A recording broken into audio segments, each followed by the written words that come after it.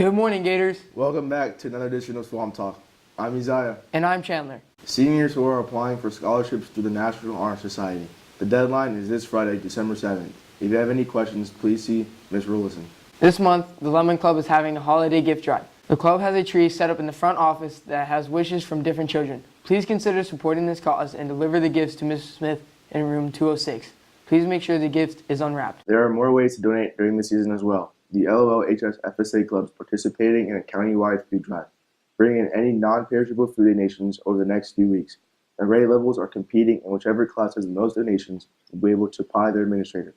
Donation bins are in the commons. If any students are looking for volunteer hours, there are some available at the Wonderful Art Show at the shops at Wiregrass in January. Our National Art Honor Society participates each year. Be sure to mark the date and see you there. Also, the LOLHS PTSA is collecting new and lightly used hoodies. Collection boxes are in the commons until Friday, December 14th. Now for some sports announcements. There are 3 possible events that you could attend to support your Gators. There's a boys basketball home game versus Mitchell and a home girls soccer game versus Cypress Creek. Both JV games start at 6 and the varsity follows.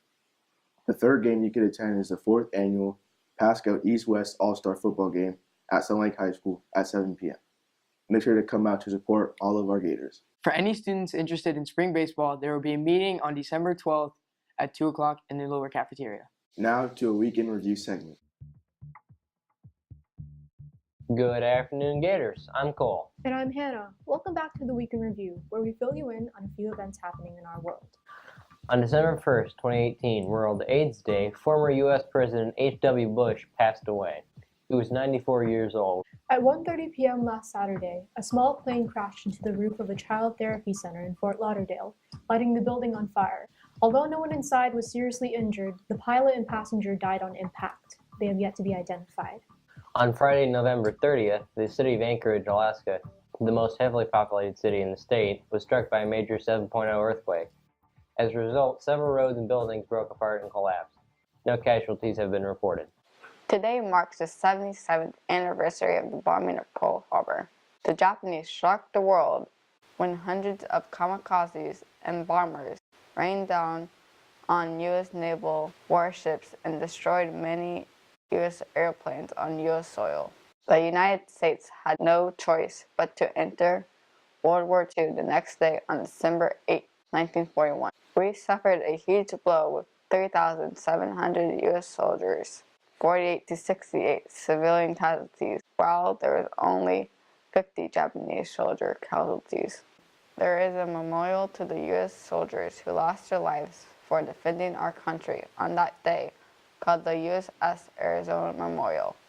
It is built on the wreckage of that U.S. naval ship in the beautiful waters of Hawaii.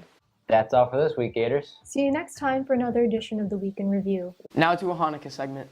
Hanukkah is a Jewish holiday that is observed in the wintertime for 8 nights.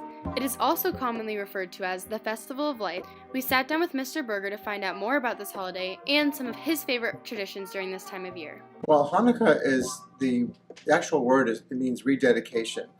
And when the Syrian army attacked the Hebrew armies, the Maccabean armies, the temple in Jerusalem, the second temple, was destroyed. The Jewish people decided to go back and fix the temple. They had to rededicate the temple to be able to use it again. And in the process, they realized that all the oil, except for one flask, had been destroyed. Well, they had to wait another week for more oil.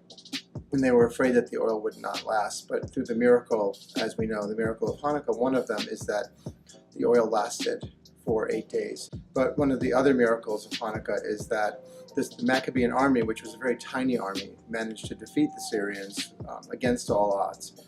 Typically, we celebrate it by lighting candles. Most people would call it a menorah, which is an 8-branched candelabra, but on Hanukkah we call it a Hanukkah.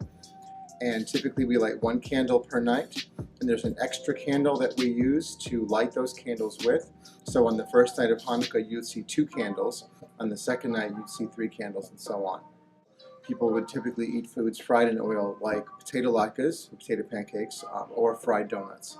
Those potato pancakes and fried donuts, unfortunately they are very carb heavy, but yeah. Hanukkah is actually not a religious holiday like Christmas is for Christians because it's more of a festival. It's not included in the Torah, in the Jewish Bible. It's included in other writings. So if you were to look into the Torah itself, the 5 books of Moses, you would not see the story of Hanukkah.